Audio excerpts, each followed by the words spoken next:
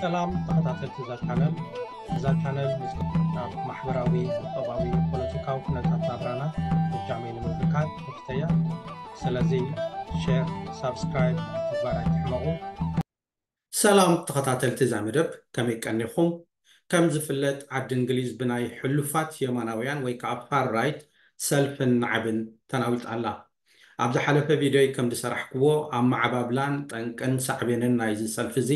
ተዛሪበ ኣለኹ ተዘሪኹማ ተመሊስኩም ክትሪእዋ ይምሕፀነኩም ብሓፈሻ ግን እዚ ናይ ሕሉፋት የማናውያን ሰልፍን ናዕብን አንጻር ስደተኛታትን አንጻር ገለ ሃይማኖታት ወይ ከዓ ሰዓብቲ ሃይማኖታት ብፍላይ ድማ ናብ እስላም ዘተኮረ እዩ ብኡ ምክንያት ከዓ ብዙሓት ስደተኛታት ዝርከብሉ መዕቆብን ገለገለ ናይ ስራሕ ቦታኦምን ከምኡውን ናይ እምነት ትካላት ከም መስጊድ የጥቃዕ ኣሎ ሕጂ ግን ክዛረበሉ ደልየ ዘለኹም እዚ ሕሉፍ የማናውያን ዝበሃሉ ወይ ሕሉፋት የማናውያን ዝበሃሉ መን እዮም እቲ ሕሉፍ የማናዊ ወይ ከዓ እቲ ፋር ራይት ዝበሃል እንታይ ማለት እዩ ዝብል እዩ ምክንያቱ እዚ ሕቶ እዚ ብብዝሒ ግዜ ይለዓል ስለ ዘሎ ክንፈልጦ ስለ ዘለና እውን ብሓፈሻ እዚ የማን ወይ ፀጋም ዝበሃል ናይ ፖለቲካዊ መርገፂ ወይ ፖለቲካል ስፔክትሩም ንብሎ ካብዚ ናይ ፈረንሳ ዝነበረ ሰውራ ወይ ካብ ፍሬንች ሪቮሉሽን ካብኡ ዝመፀ ማለት እዩ ፍሬንች ሪቮሉሽን ካብ 1789 ክሳብ 1799 ቅድሚ 200 ዓመታት ዝነበረ ማለት እዩ ሕጂ እዚ ሕሉፍ ወይ ከዓ የማን ፀጋም ዝበሃል ናይ ፖለቲካዊ መርገፂ ኣብቲ እዋን እቲ ከም ኖርማል ካብቲ ሓጋጋ ኣካል ናይ ፈረንሳ ዝመፀ ማለት እዩ ሕጂ ተሓጋጋ ኣካል ኣብቲ ናይ ባይቶ እንድሕር ኣሎ እንድሕር ኢልና እቲ ስፒከር ዝበሃል ወይ ከዓ እቲ ኣፈኛ ኣብቲ ቅድሚት ኣሎ ካብ ኣፈኛ ንየማን ዘለው እቶም ኣሪክቶክራሲ ወይ ከዓ እቶም መስፍን ዝበሃል እዮም ማለት እዩ ወይ እቶም ገዛእቲ ዝበሃሉ ማለት ካብቲ ኣፈኛ ወይ ካብቲ ስፒከር ንፀጋም ዘሎ ከዓ እቶም ኮመነርስ ዝበሃሉ እቶም ሓፈሻዊ ህዝቢ እሶም እዮም ማለት እዩ ሕጂ ስለምንታይ ደኣ እቶም መስፍናውያን ዝበሃሉስ ኮንዘርቫቲቭ ወይ ዓቃባብያን ኮይኖም ተረኣዮም እንድሕር ኢልና እሶም ኩሉ ግዜ ነቲ ዘሎ ኩነታት ዓቂቦም ክኸዱ ዝደልዩ ደገፍ ናብኦም ናብቶም ኣሪክቶክራሲ ወይ ከዓ ናብቶም ዓቃባብያን ክኸውን ዝደልዩ ከምኡውን ልዑል ተራ ናይ ቤተክርስትያን ወይ ናይ ቸርች ዘማእክሉ ዓይነት እዮም ማለት እዩ እቶም ብፀጋም ዘለው እቶም ኮመነርስ ወይ እቶም ሓፈሻዊ ህዝቢ ዝበልናዮም ግን እቶም ሪፓብሊካውያን ዝበሃሉ ፈረንሳ ካብቲ ዝነበረቶ ናይ ንጉስ ግዝኣት ወፅያ ከም ሪፓብሊክ ክትከውን ብኮንስቲቱሽን ወይ ብቅዋም ክትመሓደር ዝደልዩ ፈረንሳ ከዓ ሴኪራል ክትከውን ወይ ከዓኒ ምትእትታው ናይ ሃይማኖት ኣብ መንግስቲ ክወፅእ ዝደልዩ ከምኡውን እቶም ሓፈሻዊ ህዝቢ እዮም ክንብሎም ንኽእል ማለት እዩ ሕጂ እቲ የማን ዝበሃል እቶም መስፍናውያን ወይ ንዕኦም ዝድግፉን ክንብል ከለና እቲ ፀጋም ዝበሃል ፖለቲካዊ ሓይሊ ወይ ፖለቲካዊ መርገፂ ከዓኒ እቲ ሓፈሻዊ ህዝቢ ናፅነት ዝደሊ ኮንስቲቱሽን ዝደሊ ብከምኡ ክንርድኦ ንኽእል ኢና ማለት እዩ ምናልባሽ ምስ ግዜ እንዳተቀየረ ስለ ዝመፀት ፖለቲካዊ ኩነታት ናይ ዓለም ብፍላይ ከዓ ናይ ኤውሮጳ እቲ ኮንስቲቱሽን ከም ኖርማል ጌርና ክንሪኦ ንኽእል ኢና ግን እቲ ዓቃባዊ ዝበሃል ነቲ ናይ ኤውሮጳዊ ኩነታት ወይ ከዓ ናይ ዓዶም ብዓዲ ተሪእና ሕጂ ናይ ዓዲ እንግሊዝ እንግሊዛዊ ዝበሃል ባህልን እንግሊዛዊ ዝበሃል ሕብረተሰብን ክዕቅብዎ ዝደልዩ ፃዕዳ ከዓ ከም ሓደ ዓብላሊ ገይሮም ክሪእዎ ዝደልዩ ሃገርና ባዕልና ክንውንና ኣለና ባዕልና ክነማሕድራ ኣለና ዝኾነ ካብ ደገ ዝመፀ ከኣትወና የብሉን ሓደ ነቲ ባህልና ይብሪ ዘሎ ካልእ ከዓ ነቲ ናትና ፃዕዳ ዶሚናንት ምዃኑስ ክሓልፈና ኣሎ ዝብሉ እዮም ማለት እዩ እቶም ዓቃባብያን ሕጂ እዞም ዓቃባብያን ከምዚ ንብሎም እንድሕር ኣለና እቶም ፋር ራይት ከዓ ወይ እቶም ሕሉፋት ዝበሃሉ የማናውያን ዓቃባብያን ከዓኒ ካብኡ ሕልፍ ዝበሉ ዳርጋ ፅልኣት ዘለዎም ኣብ ስደተኛታት ዓሌተኛታት ጌርና ክንሪኦም ንኽእል ኢና ሕጂ ብሓፈሻ እቲ ራይት ወይ ከዓ ሌፍት ዝበሃል የማን ፀጋም ዝበሃል ፖለቲካዊ መርገፂ ካብዚ ናይ ፈረንሳ ሪቮሉሽን ዝነበረ ዝመፀ እዩ ማለት እዩ እቲ የማን ዝበሃል እቲ መስፍናዊ ተሓሳስባ ዘለዎ እቲ ዓቃባዊ ዝኾነ ተሓሳስባ እቲ ሃይማኖት እንኮላይ ኣብኡ ምስ ዓቃባዊ ስለ ዝረአ ሃይማኖት ማለት እዩ ምስ ፖለቲካ ክሓብር ኣለዎ ዓይነት ዝብል መርገፂ ዝነበሮ ምክንያቱ ነቶም መስፍናውያንሲ ንግዝኣቶም መደልደሊ ስለ ዝነበረ እዩ እቲ ፀጋም ዝበሃል ከዓ እቲ ሊበራል ዝበሃል ወይ እቲ ናፃ መስመር ዝሕዝ ዓይነት ፖለቲካዊ መርገፂ ጌርና ክንሪኦ ንኽእል ኢና ምናልባሽ ኣብዚ ሕጂ ዘለናዮ እዋን እቲ ሊበራል ዝበሃል ምስ ምንቅስቃስ ናይ ደቂ ኣንስትዮ ምስ እዚ ሕጂ ንሪኦ ዘለና ናይ ገይ ሌዝቢያንስ ወይ ከዓኒ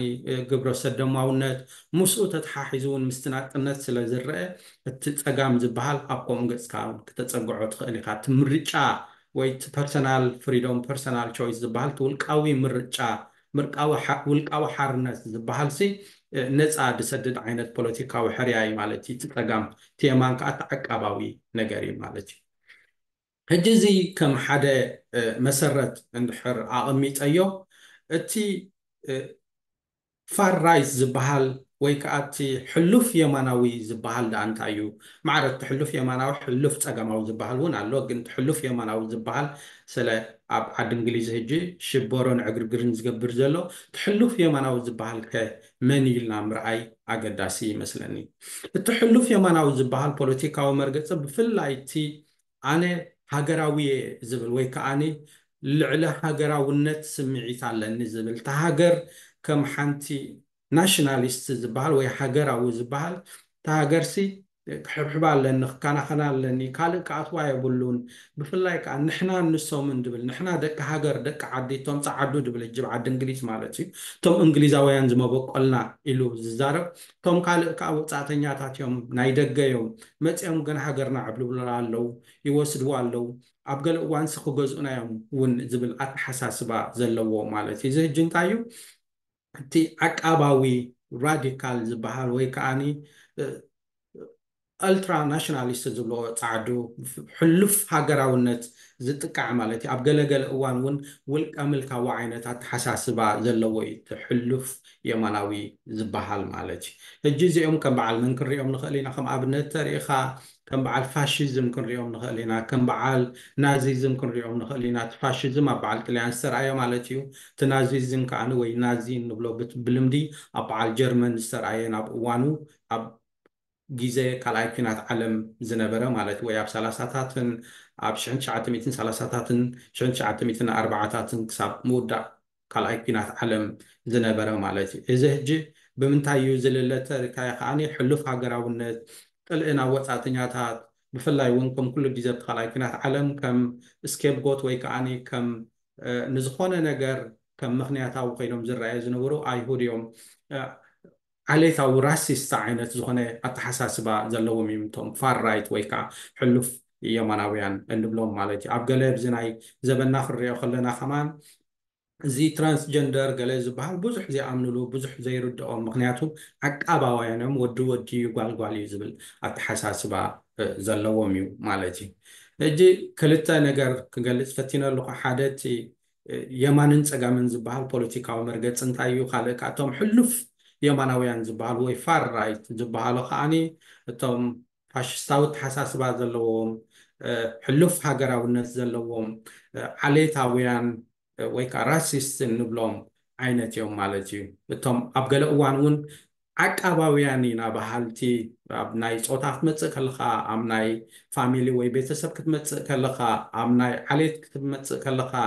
ኣብ ናይ ሃገር ክትመፅእ ከለካ እውን እዛ ሃገር እዚኣ ንዓና ጥራሓ ትምልከተና እቲ ካልእ እዩ ስደተኛ እዩ ስለዚ ስለምንታይ ኣብ ውሽጥና ዘይነተኩር ዓይነት ትብል ኣተሓሳስባ እውን ዘለዎም እዮም ማለት እዩ ሕጂ ኣብ ዓዲ እንግሊዝ ዝኣመዞም ፋር ራይት ዝበሃሉ ኸ መን እዮም ከምኡ ዓይነት ፖለቲካውያን ፓርቲታት ኣለዋ ድየን መን ደኣይ ነዚ ሰልፊ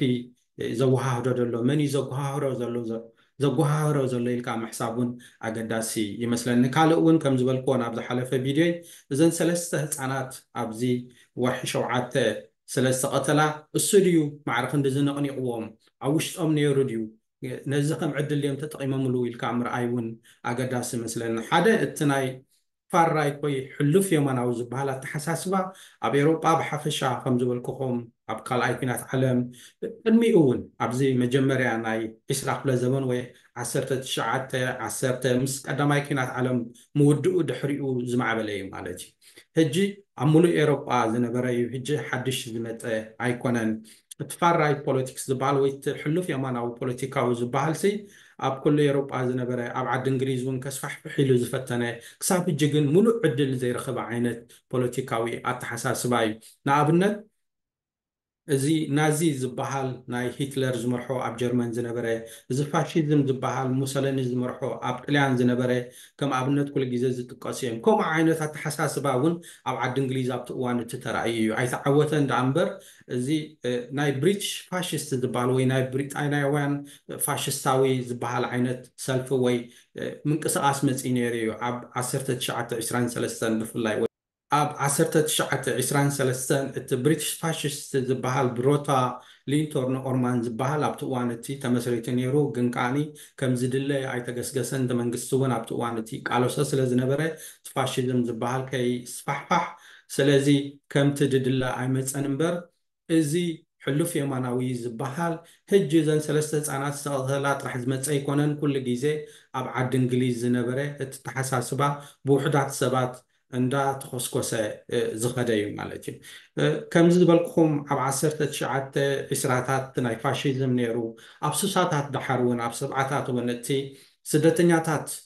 እንዳመፁ ስለ ዝመፁ ኣብ ዓዲ እንግሊዝ ብሕፍላይ እዚ ናይ ኮመንዌልዝ ዝበሃል ማይግሬሽን ወይ እንግሊዝ ትገዝአን ዝነበራት ሃገራት ካብኡ ናብ ዓዲ እንግሊዝ ሰባት ክመፁ ስለ ዝጀመሩ ኣንጻር ስደተኛታት ዝነበረ ተሓሳስባ እንዳማዕበለ ወይ ንላዕሊ ገፁ እንዳኸደ ይመፅ እዩ እዚ ኣንጻር ስደተኛታት ዝነበረ ኣንጻር ካብ ደገ ዝመፁ እንግሊዝ ትገዝኦም ዝነበረ ፀለምትን ኤስያውያንን ካልእን ጥራሕ ደይኮነ እንኮላይ ካብዚ ከባቢ ዓዲ እንግሊዝ ዝመፁ ብፍላይ ከዓ ኣይሪሽ ስደተኛታት ካብ ኣየርላንድ ዝመፁ ኣንጻሮም ብዙሕ ጎስጓሲ ነይሩ ኣብ 60ታትን ኣብ 70ታት ኣብ 50ታት 1950ታት ማለት እዩ ከም ዝፍለጥ ኣብቲ እዋን እቲ ብዙሕ ናይ ፃዓዱ ዝኾኑ ናሽናሊስት ከምኡ እውን ናይ ፋር ራይት ወይ ከዓ ሕሉፍ የማናውያን ምንቅስቃሳት ነይረንን ኣንጻር ፀለምቲ ኣንጻር ኤስያውያን ኣንጻር እዞም ድብለኩም ዘለኹ ኣይሪሽ ከዓ ብዙሓት ከምኡ ዓይነት ፓርቲታት ወይ ተረኣየንን ግን ከዓ ኣየስፋሕፋሓን ሓደ ክጠቕሶ ዝደሊ ግን ኣብቲ እዋን እቲ ኩሉ ግዜ ዝጥቀስ ኣብ ዓዲ እንግሊዝ ኣብ 1950ታት ኣንጻር እዞም ድብለኩም ዘለኹ ስደተኛታት ኣንጻር ኣይሪሻውያን ወይ ካብ ኣየርላንድ ዝመፁ ሰባት ዝነበረ ብፍላይ ከዓ ወይ ብሓፈሻ ኣንጻር ስደተኛታት ዝነበረ ጎስጓስ ክሳብ ላዕሊ እዩ ከይዲ ነይሩ ስደተኛ ምስ መፀ መቸም ከም ኩሉ ግዜ ገዛ እዩ ዝደሊ ስለዚ ሓንቲ ብቲ እዋን እቲ ታርጌት ዝገበርዋ ነገር እንተ ነይራ ገዛ እያ ማለት እዩ ንፀለምቲ ንኤሽያውያን ወይ ንስደተኛታት ብሓፈሻ ከምኡ እውን ንኣይሪሽ ወይ ካብ ኣየርላንድን ዝመፁ ገዛ ዘይምክራይ ዝብል ዓይነት ከምኡ ራሲስት ዝኾነ ወይ ዓሌታዊ ዝኾነ ተሓሳስባ ነይሩ ገዛ ክካረ መቸም ኣብቲ እዋን እቲ ገዛ ብዙሕ ስእነት ኣይነበረን ወላ ኣብ ዓድና ከም ንፈልጦ ንገዛ እንታይ ኢኻ ትገብራ ኣብ ኣስመራ ሓሉልካ ከለዉ ሕጂ ተለቕሊቓ ኣፀባቢቆም ትካረ ከም ደላ ክፍታ ኣቢሎም እዮም ዝገድፉልካ ወይ ንጎረቤት ነግሩ መፂኻ ተኣትዋ ኢኻ ከማን ከምዚ ቅድም ክዋገዶ ቅድም ገለዶ ድበሃል ኣተሓሳስባ ኣይነበረን ተኣትዋ ምስ ኣተኻያት ዋና ገዛ ይመፅእ ሰላም እብለካ ታዋግኣ ዳርጋ ፍልጥያ ነይራ ኣብቲ እዋን እቲ ከባቢ 2 ቅርሺ እያ ስለዚ ንወርሒ ማለት እየ ክራይ 2 ቅርሺ ከዓ ትኸፍል ማለት እዩ ልክዕ ኣብ ዓዲ እንግሊዝ ከዓ ዝነበረ ኩነታት ዳርጋ ከምኡ እዩ ሓንቲ ገዛ ከካሪዋ እንድሕር ኮይኖም ኣፀባቢቆም ትካረኢሎም ኣብቲ ናታ ማዕፆ ይልጥፉላ ክልጥፉ ከለዉ ግን ሓንቲ ነገር ይገብሩ ነይሮም ኣብቲ እዋን እቲ እንታይ ዝገብርዋ ዝነበሩ ምልክት እንታይ እያ ኖ ኣይሪሽ ኖ ብላክስ ወይ ኖ ከለርድ ኖ ዶግስ ትብል እያ እንታይ እያ እዚኣ ንኸልብን ንፀልምን ንኣይሪሽን ወይ ንኸልብን ንስደተኛን ንኣየርላንዳውያን ግን ኣይነካርን ኢና እያ ትብል ዘላ እዘን ምልክታት እሞርዒዎን ኣብቲ እዋን እቲ ዝጥቃዓ ዝነበራ እየን ከም ዝበልክኹም እንታይ እየን ንብላ ዘለዋ ኖ ዶግስ ኖ ከለርድ ኖ ኣይሪሽ ማለት እዩ ስለዚ እቲ ኣንጻር ስደተኛታት ዝነበረ ዓሌታዊ ኣተሓሳስባ ሕጂ ጥራሕ ዝመፀ ኣይኮነን ክብለኩም የደልየ ካብ መጀመርያ ናይ 20 ክፍለ ዘመን 1920 ጀሚርካ ወይ ድሕሪ ምውዳእ ካልኣይ ኩናት ዓለም ጀሚርካ ድሕሪ ከዓ እቲ ስደተኛ ብዙሕ ግዜ ክመፅእ ጀሚሩ ማለት እዩ ካብኡ ኣንጻር ኣይሁዳውያን ዝነበረ ኣንጻር ኤሽያውያን ዝነበረ ኣንጻር ፀለምቲ ዝነበረ ብሓፈሻ ከዓ ኣንጻር ኩሉ ስደተኛ ዝነበረ ተሓሳስባ እንዳማዕበለ ከይዱ ዳኣ እምበር ኣብ 20ታት ነይሩ 30ታት ነይሩ ኣብ 50ታት ከዓ ከም ዝበልኩኹም ስደተኛታት ውሕዙ ስለ ጀመሩ ዝያዳ እንዳማዕበለ እንዳተጠናከረ ኸይዱ ክሳብ ገዛኣይ ተካርይዎም ዝብል ኣተሓሳስባ መፂ ማለት እዩ ድሕሪኡ ኣብ 1960ታት መንግስቲ ምትእትታው ገብር ጀሚሩ እዚ ዓይነት ኣተሓሳስባ ወይ ዝዓሌታዊ ኣተሓሳስባ ክተርፍ ኣለዎ ዝበሃል ሓደ ሬስ ሪሌሽንስ ኣክት ዝበሃል ሕጊ ምፅኡ ማለት እዩ እዚ እንታይ እዩ ሰባት ብመልክዖም ገዛይ ነካርይ እንትብሉ ዘለኹም ዘይሕጋዊ እዩ ኢሌጋል እዩ ተባሂሉ እዚ ከዓ ኢሌጋል ኮይነ ሓደ ነገር ከዓ ከቅጥዖ ይኽእል እዩ ማለት እዩ ሕጂ እዚ ከዓኒ ምስ እውን ኣብ 1968 ናይ ኢሚግሬሽን ኣክት ዝመፀ ወይ ናይ ስደተኛታት ሕጊ ዝመፀ ናብ ዓዲ እንግሊዝ ንገለ ኮመንዌልት ስደተኛታት ወይ ካብ እንግሊዝ ትገዝአን ዝነበረት ሃገራት ንዝመፁ ስደተኛታት ዕድል ክህብ ስለ ዝጀመረ ብዙሓት ኣንጻር ስደተኛታት ብዙሓት ኣንጻር ከምዚ ዓይነታት ተሓሳስባ ብዙሓት እዞም ፋር ራይት እንብሎም ወይ ሕሉፍ የማናውያን ብፍላይ እውን እቶም ኮንዘርቫቲቭ ዓቃባውያን ዝበሃሉ እውን ከምኡ ዓይነታት ተሓሳስባ ኣምፂኦም ማለት እዩ ኣብቲ እዋን እቲ ሓንቲ ካልእ ፍለይቲ ዝነበረት ብፍላይ ኣብ 1968 ድሕሪ እቲ ናይ 68 ኢሚግሬሽን ኣክት ወይ ናይ ስደተኛታት ሕጊ ወይ ናይ ኢሚግሬሽን ሕጊ ምውፅኡ ሓደ ናይ ኮንዘርቫቲቭ ዝነበረ ኤምፒ ወይ ሜምበር ኦፍ ፓርላመንት ወይ ኣባል ባይቶ ዝተዛረበ እዩ ማለት እዩ እቲ ሰብ እቲ ኢኖክ ፓወል ዝበሃል ኮይኑ ኣብ 1968 ብሓደ ሪቨርስ ኦፍ ብለድ ስፒች ዝበሃል ወይ ከዓ ከም ሓደ ወሓዚ ናይ ደም ዘረባ ዓይነት ኢልካ ክትርጉሞ ትኽእል ዘረባ ተዛሪቡ ማለት እዩ እዚ ዘረባ እዚ ብፍላይ ኣንጻር እንታይ እዩ ነይሩ ኣንጻር ስደተኛታት ኣብዚ ዓዲ ክኣትዉ የብሎምን እዚ ገዛይ ተካሪቦም ዝበሃል ከዓ ሰብ ገዝኡ እንዲመሰሉ እዩ ዓይነት ዝበሃል ኣተሓሳስባ እዩ ተዛሪቡ ግን ኣብቲ እዋን እቲ ፍልይ ዝበለ ዘረባ ዝተዛረቦ እንታይ እዩ እዚ ሪቨርስ ኦፍ ብለድ ስፒች ዝበሃል ወይ ከዓ ከምዚ ሓደ ወሓዚ ናይ ደም ዘረባ ዝተባሃለ 1968 ኢኖክ ፓወል ዝተዛረቦ ነገር እንድሕር ነይሩ በዚ ትገብርዎም ዘለኹም በዚ ትገብርዎ ዘለኹም ናይ ስደተኛታት ፍቃድ ወይ ከዓ ናብዚ ዓድና ክኣትዉ ትገድፍዎም ዘለኹም ድሕር ገለ እዋን ድሕር 20 ዓመት ስደተኛታት ፀለምቲ ስደተኛታት ወይ ከዓ እቶም ብፍላይ እውን ፀለምቲ ኢልዎም ኣብቲ እዋን እቲ እቶም ብላክ ዝበሃሉ ማን ወይ ከዓ ፀለምቲ ስደተኛታት ኣብ ልዕሊ ፀዓዱ ላዕላውነት ክሕዙ እዮም ሕጂ ብፍላይ ኣብቲ እዋን እቲ እንታይ ኢሉ ሽዑ in this country in 15 or 20 years time the black man will have the whip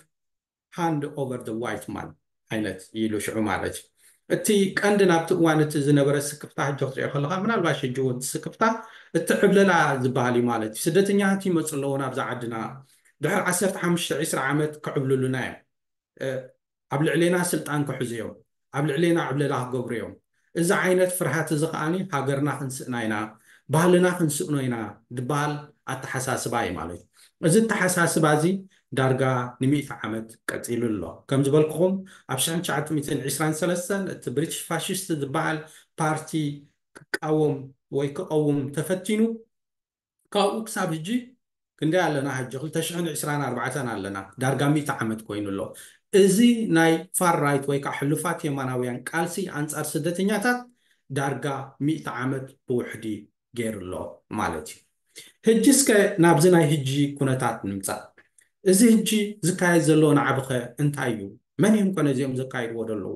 ሰብ ዳ መውሎሙ ማዕቢሉ እንድዩ ስደተኛታት ምዝውዋር ጀሚሮም እንዲዮም ካብ ዓዲ ናብ ዓዲ ከይድ ኣሎ ዓዲ እንግሊዝ እኮ ክንደይ ስደተኛታት ተቐቢላ ኣላ ዳርጋ ሚልዮናት ዝኾኑ ስደተኛታት ተቐቢላ ዜግነት ወሲዶም መራሕቲ ክኾኑ እውን ክኢሎም ከም ዝፍለጥ ቅድሚ እዚ ሰር ኬር ስታመር ዘሎ መራሒ ቅድሚ ምንፁ ኣብዛ ዓዲ ዝነበረ ቀዳማይ ሚኒስተር መበቀሉ ካብ ህንዲ እዩ እቲ ሩሲ ስናክ እንብሎ ማለት እዩ ክሳብ ኣብ ቀዳማይ ሚኒስተር በፂሑ ስደተኛ ስኒ ክሳብ ሕጂ ዓዲ እንግሊዝ ብስደተኛታት ይዛረቡ ኣለዉ እታ ኣብ ዓለም ብናታ ዲሞክራሲ ትፍለጥ ሃገር እንድያ ደኣ እንታይ ዳ ኣጋጢሙ ስለምንታይ ንድሕሪት ዝበሃል ኣተሓሳስባ ይመፅ እዩ እዚ እውን ንሪኦ ኢና ኩሉ ግዜ ማለት እዩ ግን ኣነ እንታይ እየ ዝብል እዚ ኣንጻር ስደተኛታት ዝነበረ ኣተሓሳስባ ኣይጠፍአን ዳርጋ ን100 ዓመት ነይሩ እዩ ይድፈን ነይሩ እቲ ሰብ ዝበዝሐ ህዝቢ ዓዲ እንግሊዝ ማዕቢሉ እዩ ከምዚ ሕጂ ንሪኦ ዘለና እውን ደገፍ ንስደተኛታት ተባሂሉ መዓት ሰልፊ እዩ ዝካየድ ዘሎ እዞም ፋር ራይት ዝበሃሉ ወይ ሕሉፋት የማናውያን ሰልፊ ገብሩ ኣለዉ ኣንጻር ስደተኛታት ናዕቢ ገብሩ ኣለዉ ኣብ ገለ ቦታ ናይ መዕቀቢ ስደተኛታት እንዳኸዱ ሓዊ ይእትዉ ኣለዉ መካይን የቃፅሉ ኣለዉ ምስ ፖሊስ ይበኣስ ኣለዉ ግን ማዕረ ማዕሪኡ ሕጂ ከዓኒ እልቢ ዘይብሉ ሰብ ደገፍ ንስደተኛታት ሰልፊ ይገብር ኣሎ ዓዲ እንግሊዝ እዚ ከዓ ሓደ ተስፋ ዝህበካ እዩ ግን ካብዚ ውፅእ ኢለ ናብቲ ቀንዲ ሕቶይ ከኣቱ መን ደኣዮም ሕጅዞም ኣንጻር ስደተኛታት ሰልፊ ዝገብሩ ዘለዉ መን ኢኸ ዝምውሎም ዘሎ መን ኢኸ ዘተባብዖም ዘሎ መን ኢኸ ዘላዓሎም ዘሎ ኢልካ ምሕታት እውን ኣገዳሲ እዩ ከምዚ ዝበልኩኹም ብዙሓት ናይ ፋር ራይት ወይ ከዓኒ ናይ ሕሉፋት የማናውያን ዝድገፋ ሰልፍታት ኣለዋ ወላ ዓበይቲ ይኹና ንኣሽቲ ይኹና ዳ እምበር ኣለዋ እዚአን ከዓኒ ናተን ዝኾነ ተራ ኣለወን ወይ ናተን ዝኾነ እውን ደገፍቲ ኣለውወን ንኣብነት ክንጠቀስቲ ኮይና ፓትሪዮቲክ ኣልተርናቲቭ ዝበሃል ኣሎ ኣብ 2019 ዝተመስረተ እዚ እውን ክፋል ናይቲ ቅድሚኡ ብሪቲሽ ናሽናል ፓርቲ ብሪቲሽ ሃገራዊ ፓርቲ ዝበሃል ነይሩ ብዙሕ ደጋፊ የብሉን ብዙሕ ሰብ የብሉን ግን እቶም ዘለዉ ሰባት እኹላት እዮም ምዚ ሕጂ ዝካየድ ዘሎ ናይ ስደተኛታት ዝብልዎ እቲ ዲስኢንፎርሜሽን ኤንድ ሚስ ኢንፎርሜሽን ዝበሃል ከዓ ንሰባት ኮነ ኢልካ ምግጋይ ዘየላ ሓበሬታ ምሃብ ንኣብነት እዘን ኣብ ሳውት ስፖርት ዝተቐተላ ቀለውዕ ብሓደ ፀሊም ኣብ ዓዲ እንግሊዝ ዝተወለዱ 17 ዓመት ግን መበቀሉ ካብ ሩዋንዳ ዝኾነ እየን ተቐቲለን እቲ ሽዑ ዝተዋሃበ ሓበሬታ ግን ሕጂ ዝመፀ እዩ ብጃልባ ገይሩ ብፈረንሳን ዓዲ እንግሊዝ ሕጂ ዝኣተወ እዩ እቲ ሰብ እውን እስላማይ እዩ ሕጂ እዚኦም ዝመፁ ዘለዉ ቀተልቲ ህፃናት እዮም እዚኦም ትሪእዎም ዘለኹም ከም ዝገብሩ ዘለዉ ንዓድና ሕማቕ ገብርዎ ኣለዉ ህፃናትና ቀትሉ ኣለዉ ህፃናትና የጥፍኡ ኣለዉ ደቂ ኣንስትዮና ይዕምፁ ኣለዉ ንብረትና ይወስዱ ኣለዉ ስራሕና ይወስዱ ኣለዉ ተባሂሉ መዓት ዓይነት ናይ ጌጋ ሓበሬታን ኮነ ኢልካ ሰባት ንምግጋይ ዝበሃል ዝግበር ሓበሬታን ይወስዱ ኣለዉ ሕጂ እዚ ከምዚ ዓይነት ኣተሓሳስባ ከዓ ነቶም መንእሰያትን መብዛሕቶም ዳርጋ እንታይ ይገብሩ ኣለዉ እውን ኣይፈልጡን እዮም ኣብ ከምዚ ዓይነት ዕግርግርን ነውፅን ይኣትዉ ኣለዎ ማለት እዩ ስለዚ ከምዚ ዝበልኩኹም ንኣሽቱ ደኣ ይኹና እምበር ብዙሓት ናይ ፋር ራይት ምትእኽኻብ ወይ ሰልፊ ዓይነት ኣለዋ እዛ ፓትሪዮቲክ ኣልተርናቲቭ ኢለኩም ብሪቲሽ ናሽናል ፓርቲ ኢለኩም ናሽናል ኣክሽን ዝበሃል ኣሎ እዚ ከዓኒ ልክዕ ከምቲ ብሪቲሽ ናሽናል ፓርቲ ወይ ፓትሪዮቲክ ኣልተርናቲቭ ዝበሃል ሃገርና ብስደተኛታት ትውረር ኣላ ዝብል እዩ ብሪቲሽ ፈርስት ወይ ብሪቴን ፈርስት ዝበሃል ከዓ ኣሎ እዚ ከዓ ልክዕ ከምኦም እዩ ማለት እዩ ክፋል ናይቶም ፓትሪዮቲክ ኣልተርናቲቭ ብሪቴን እዞም ብሪቲሽ ናሽናል ፓርቲ ካብዝን ካብትን ከምኦም ዳርጋ ኩሎም እቶም ሓደ መርገፂኦም እሶም እዮም ማለት እዩ ሕጂ እዞም ዝተፈላለዩ ናይ ፋር ራይት ወይ ከዓ ሕሉፍ የማናውያን ሰልፍታት ወይ ምትእኽኻብ ከም ፓትሪዮቲክ ኣልተርናቲቭ ናሽናል ኣክሽን ብሪቲሽ ናሽናል ፓርቲ ከምኡ እውን እንግሊሽ ዲፈንስ ሊግ ዝበሃል እውን ኣሎ ብፍላይ እዚ እንግሊሽ ዲፈንስ ሊግ ኣብዚ እዋን ዝገኒኑ ዘሎ እዚኦም ነዚ ዘሎ ናይ ፋር ራይት ወይ ናይ ሕሉፍ የማናውያን ሰልፍታት ዘወሃህዱ ዘለዉ ወይ ኣባላቶም እዮም ናብዚ ከምዚ ዓይነት ሰልፊ ዝሳተፉ ዘለዉ ምናልባሽ ካብቲ ዓብይ ክፋል ሕብረተሰብ ናይ ዓዲ እንግሊዝ ዝሕወስዎ እውን ህልው እዮም ካብቶም ኮንዘርቫቲቭ ዝበሃሉ ዓቃባውያን ዝበሃሉ ወላ ፋር ራይት ዘይኮኑ ከም ዝፍለጥ እዚ ናይ ኮንዘርቫቲቭ ገቨርንመንት ቀድሚ ኣብ ዝሓለፈ ናይ ምርጫ ምስዓሩ ሓደ ካብኡ ዝብሎ ዝነበረ ንስደተኛታት ወይ ንሓተቲ ዕቑባ ሩዋንዳ ክንሰዶም ኢና ዝብል እዩ ነይሩ ማለት እዩ እሱ ምስ ተሰዓረ እዚ ሕጂ ናይ ሌበር ፓርቲ ወይ ናይ ሰልፊ ዕዮ መንግስቲ ግን ነዚ ሩዋንዳ ምስዳድ ዝበሃል ብቁጠባ ርኢኻ ብካልእ ርኢኻ ውፅኢታዊ ይኮነን ስለ ዝበለ ካንስል ገይርዎ ሕጂ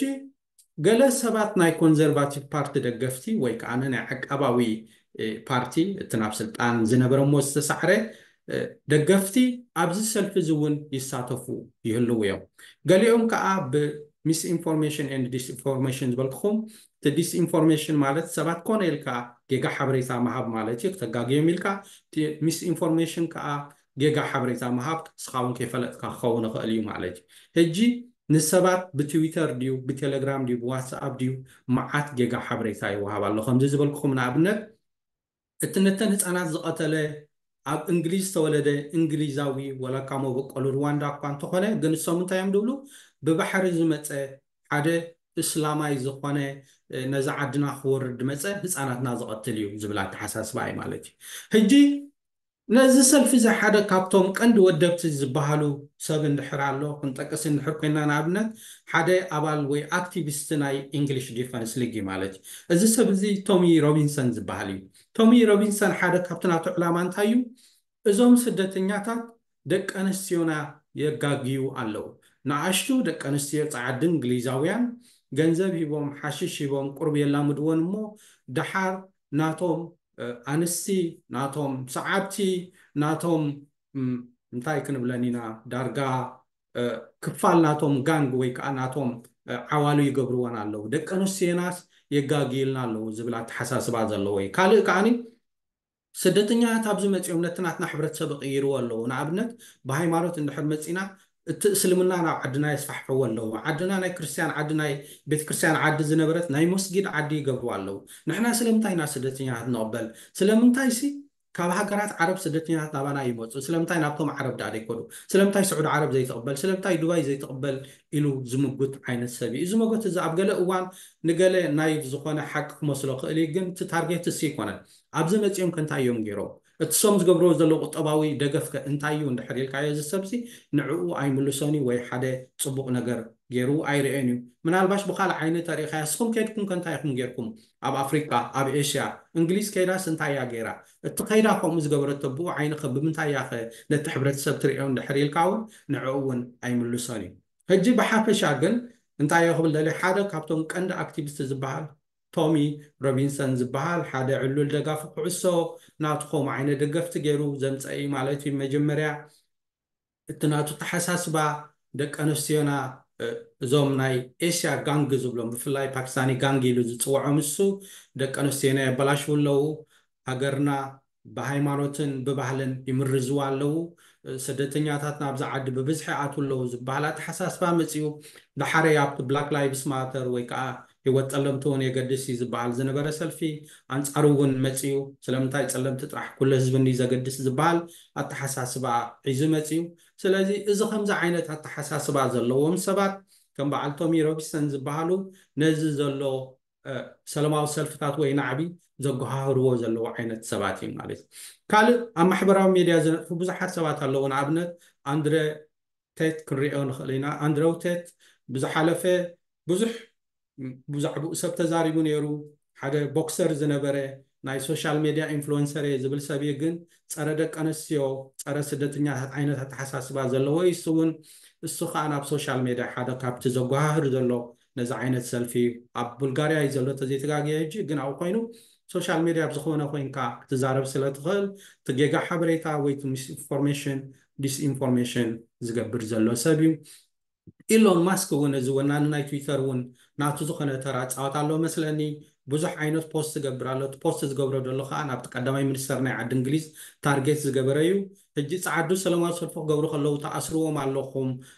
ፍርዲ ተቕርብዎም ኣለኹም ካልኦት ፀለምቲ ክገብሩ ከለዉ ዳኣ ስለምንታይ ደይትገብሩ ካልኦት ኤሽያውያን ክገብሩ ከለዉ ዳኣ ስለምንታይ ደይትገብሩ ኢሉ ሓደ ሓደ ሕቶታት ዳርጋ ይመላለስ ኣሎ ምስ ቀዳማይ ሚኒስተር ናይ ዓዲ እንግሊዝ ብዙሕ ሰብ ከዓኒ ስለምንታይ እዩ ኣብ ከምዚ ደረጃ ወሪዱ ኢሉ ይዛረቡ ኣሎ ኢሎን ማስክ ወናኒ ትዊተር ኮይኑ ሃብታም እዩ ዕሉል ደጋፊ ዳርጋ ክትብሎ ትኽእል ከዓኒ ናይ ዓቀባዊ ሰልፊ እንኮላይ ናይ ፕሬዚደንት ትራምፕ እዩ ማለት እዩ ሕጂ ኣጠቕልል ከብለልኩም እዘን ናይ ፋር ራይት ወይ ከዓኒ ናይ ሕሉፋት የማናውያን ምንቅስቓሳት ተደሚሩ ምስ ገለገለ ኣክቲቪስት ናተን ከም በዓል ቶሚ ሮቢንሰን ዝበሃል ወይ ኣክቲቪስት ኣንድሬው ቴት ናቱ ዝኾነ ተራ ኣለዎ ካልኦት ናይ ሚድያ ትካላት እውን ኣለዋ እዚኦም ኩሎም ኮይኖም ነዚ ዘሎ ሰላማዊ ሰልፊ ኣንጻር ስደተኛታት ኣንጻር ገለ ሃይማኖታት ብፍላይ ከዓ ተኸተልቲ ሙስሊም ናዕቢ ይፈጥሩ ኣለዉ ማለት እዩ የጓሃህሩ ኣለዉ ሕጂ ከም መጠቃለሊ ክገብሮ እዞም ፋር ራይት ወይ ከዓ እዞም ሕሉፍ የማናውያን ዝበሃሉ ሰኒ እንታይ እዩ ትቐንዲ ገፀ ባህሪ ናቶም እንድሕር ኢልና ሓደ ሃገርና ንዓና ጥራሕ ዝብሉ እዮም እቲ ሃገርና ናትና ሕሉፍ ሃገራውነት ወይ ኣልትራናሽናሊዝም ወይ ሾቨኒዝም ዝበሃል ዓይነት ስምዒት ኣለና ዝብሉ እቲ ሃገርና ናትና እያ ስለዚ ካልእ ዘይወዲ ሃገር ዝኾነ ናብዚ ክመፅእ የብሉን ኣብዚ እንተመፂኡ ከዓ ከማና ክኸውን ኣለዎ ንዓና መሲሉ ክኸይድ ኣለዎ ዝበሃል ኣተሓሳስባ ዘለዎም እዩ ማለት እዩ ካልእ እቲ ዓሌታውነት ዘለዎም ወይ እቲ ዲስክሪሚኔሽን ዝበሃል ዓሌታውነት ዘለዎም ኣብ ልዕሊ ፀለምቲ ኣብ ልዕሊ ስደተኛታት ኣብ ልዕሊ ካልእ ዓይነት ብሄርን ሕብረተሰብን ዓሌታውነት ዘለዎም ንሕና ፃዓዱ ኢና ወይ ከዓ እቲ ዋይት ሱፐርማሲስት ዝበሃል ወይ እቲ ፃዕዳ ላዕላውነት እዩ ፃዕዳ ፍሉይ እዩ ፃዕዳ ፅቡቕ ፈልጥ ዝበሃል እዚ ቀደም ናይ መግዛእታዊ ዓይነት ኣተሓሳስባ ዝነበረ ከምኡ ዓይነት ኣተሓሳስባ ዘለዎም እዮም ማለት እዩ ስለዚ ሓደ ካብቲ ስደተኛታት ፀርኢና ንብሎም ዘለና ከዓ ፍልይ ዝበለ ከዓኒ ናን ዋይት ወይ ከዓ ፃዓዱ ዘይኮነ ስደተኛታት ከዓ ብፍላይ ካብቶም ዝፀልኦም እዮም ምክንያቱ ንዓና ይመስሉን እዮም ከማና ይሓስቡን እዮም ዝበሃል ኣተሓሳስባ ዘለዎም እዮም ካልእ እውን እቲ ዋይት ሱፐርማሲስት እዮም ማለት እዩ ዝብሎ ዘለኹ እቶም ፃዓዱ ዝለዓለ ኣተሓሳስባ ኣለዎም ዝበሃል ዓይነት መግዛእታዊ ኣተሓሳስባ ወይ እቲ ኮሎኒያል ዝኾነ ኣተሓሳስባ ዘለዎም ማለት እዩ ካልእ እቲ ናይ ባህሊ ቅልስ ዝበሃል ወይ እቲ ካልቸራል ዎር ዝበሃል ኣብኡ ዝኣምኑ ኣብዚ እንድሕር መፅኹም ንስኹም ባህልና ክትምርዝዎ ኢኹም ሃይማኖትና ክትምርዝዎ ኢኹም ደቂ ኣንስትዮና ክትወስድወን ኢኹም ዝበሃል ዓይነት ኣተሓሳስባ ዘለዎም እዩ ማለት እዩ ካልእ እዚ ዩኒቨርሳሊዝም ዝበሃል ግሎባላይዜሽን ዝበሃል ኣተሓሳስባ ንዑ እውን ብዙሕ ዘይድግፍዎ ዝፅንዎ እታ ሃገራውነት ትበሃል ሃገርና ንዓና ዓይነት ወይ ሃገርና ቀዳምነት ዝበሃል እዚ ማይ ካንትሪ ፈርስት ዓይነት ኣተሓሳስባ ዘለዎም እዮም ማለት እዩ ኣብ መጨረሻ ነዚ ዓይነት ኣተሓሳስባ ሒዞም እንታይ እዮም ዝብሉ እዞም ሕጂ ዘለዉ መንግስታት ንኣብነት ኣብ ዓዲ እንግሊዝ ዘሎ ሕጂ ሌበር መንግስቲ ወይ ናይ ሰልፊ ዕዮ መንግስቲ ዝቆንቆነ እዩ ንሕብረተሰብና ዝብድሎ እዩ ስለዚ ንሕና ኢና ተስፋኣ ነዛ ዓዲ ካብዚ ዘላቶ ዕንወት ካብዚ ዘላቶ ውድቀት ትንፋስ ክንባይና ክነተስኣይና ዓድና ካብቲ ናይ ቀደም ክብራ ክንመልሳ ኢና ከምዚ ትራምፕ ዝብሎ ሜክ ኣሜሪካ ግሬት ኣጌይን ዝብል ከምኡ ዓይነት ንብሪቴን ከዓኒ ዓባይ ክንገብረና ገለ ሪፎርም ዩከይ ዝብሉ ኣለዉ ገለ ከዓኒ ሪቴን ቴክ ባክ ዩከይ ኣጌይን እንደገና ምለሳ ውሰዳ ሃገርና ደጊምና ክንወስዳ ኢና ካብ ስደተኛታት ዝብሉ ኣለዉ ማለት እዩ ብከምኡ ዓይነት ኣተሓሳስባ እዮም ዝርእዎ ማለት እዩ ሕጂ እዞም ሰባት እዚኦም ዳርጋ ብዙሕ ንዓቢ ብዙሕ ሰልፊ ይገብሩ ኣለዉ ብዙሓት ካብኦም እውን ይእሰሩ ኣለዉ ክሳብ ሕጂ ሰሚዕናዮ ዘለና ልዕሊ 400 ተኣሲሮም ኣለዉ ገለ ድሮ ቤት ፍርዲ ከይዶም ፍርዶም ወሲዶም ኣለዉ እቶም ናይ መጀመርያ 3 ሰባት ተፈሪዶም ኣለዉ በዚ ንዓቢ እዚ ማለት እዩ ኣብ መፃኢ ከዓ ቀሲልና ክንሪኦ ኢና ግን እቲ ንዓቢ ገና ይቕፅል እዩ ዘሎ ኩላትና ስደተኛታት ሃዲእና ክንሪኦ ኣለና ሃዲእና ክንጓዓዝ ኣለና ኣብ ናዕቢ ዘለዎ ቦታታት ክንረአ የብልናን ጥንቃቐ ክንገብር ኣለና ብፍላይ ከዓ ሓተት ዕቑባ ከባቢኦም ሰልፊ እንድሕር ኣሎ ክከታተሉ ኣለዎ ኣገዳሲ እንተኮይኑ እውን ከም ዝሓለፈ ዝበልክዎ ምስ ቤተሰብ ተለዎም ምስ ቤተሰቦም ክፀንሑ ብዙሕ ደገ ተዘይሎም እንተዘያምስዮም ፅቡቅ እዩ ንሎሚ ዳርጋ ናብዚ ኣኽለኒ መስለኒ ቅድሚ ምውድአይ ግን ሓንቲ ሕቶ ክሓትተ ኣብዚ ናትና ሶሻል ሚድያ ብዙሕ ግዜ ዝሪኦም ምትእኽኻባት ኣለዉ እዞም ምትእኽኻባት ገሊኦም እንታይ እዮም ድብሉ ኤሪትራ ፈርስት ዝበሃል ምትእኽኻብ ኣሎ ልክዕ ከምዚ ብሪቴን ፈርስት ዝበልክዎ ዓይነት ኣተሓሳስባ እንድሕር ኮይኑ ክንሪኦ ኣለና ማለት እዩ ሃገራዊ ዝበሃል ወይ ናሽናሊስት ዝበሃል ኣሎ ራይት ኦር ሮንግ ማይ ካንትሪ ዝበሃል ኣሎ ኤርትራ ንኤርትራውያን ዝበሃል ኣሎ እዚኦም ዓይነት ምትእኽኻባት በቲ ፖለቲካዊ ተሓሳስባ እንድሕር ርኢናዮም ኩሉ ግዜ ራይት ዊንግ ወይ ከዓኒ ፋር ራይት ኣተሓሳስባ የማናውያን ወይ ሕሉፍ የማናውያን ሕሉፍ የማናዊ ዝኾነ ፖለቲካዊ ተሓሳስባ ኩሉ ግዜ ከዓኒ ጥዑይ ወይ ከዓኒ ርጡብ ዝኾነ ተሓሳስባ ኣይኮነን ንዕግርግር ንኮንፍሊክት ንከምዚ ዓይነት ሽበሮ ዝዕድም ኣተሓሳስባ እዩ ብላዕሊ ክንሪኦ ከለና ኤሪትራ ፈርስት ማለት ንሃገረይ ቀዳምነት እየ ዝህብ ኢልካ ክትሓስብ ትኽእል ኢኻ ግን ከም ፖለቲካዊ ተሓሳስባ እንድሕር ርኢናዮ እዚ ተሓሳስባ እዚ ኣብ ገዛና ዝበቆለ ኣይኮነን ዓለማዊ ዝኾነ ተሓሳስባ እዩ ኣተሓሳስባ ናቱ ከዓኒ ፀረ ካልእ ዓይነት ሰብ እዩ ስለዚ እዞም ከምዚ ዓይነት ኣተሓሳስባታት ዘለው ወይ ምትእኽኻባት ዘለው ተሓሳስባ እኳ ተዘይብልናዮ ደጊምና ክንሪኦም ደጊምና ክንፍትሾም ኣለና ምክንያቱ ኤሪትራ ፈርስት ክትብል ከለካ ካልእ ሰከንድ ኣሎ ማለት እዩ ስለዚ ካልእ ሰከንድ ኣሎ እንድሕር ኮይኑ ከዓ ምውድዳር ኣሎ ማለት እዩ እቲ ኢንተግሬሽን ዝበሃል ወይ ናይ ሓባር ዕብየት ናይ ሓባር ኣተሓሳስባ ዝበሃል ይጠፍኡ ስለዚ ኣብ ንገብሮ ነገር ጥንቃቐ ክንገብር ኣለና የቐኒየለይ ብዝመፅእ ብካልእ ክመፀኩም እየ ቻው ንብሎ ሰላም ተኸታተልቲ እዛ ቻነል ናብ ማሕበራዊ ቁጠባዊ ፖለቲካዊ ኩነታት ናብራና ብጃመይ ንምምልካት ክፍተያ ስለዚ ሼር ሳብስክራይብ ምግባር ኣይትሕመቑ